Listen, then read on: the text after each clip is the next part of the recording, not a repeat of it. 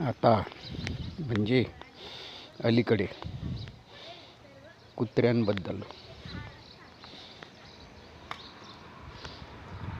लोकांच्या मनात फार भीती निर्माण झाली आहे. त्याचं कारण काही कुत्री कारण नसताना अनेकांच्या अंगावर धावून येतात, चावा घेतात. मी सकाळी किंवा संध्याकाळी फिरायला जातो तेव्हा अशी कुत्री, अर्थात ही बेवारस असतात, दिसली तर काळजी घेतो. तशी माझ्या हातात आता काडीही असते.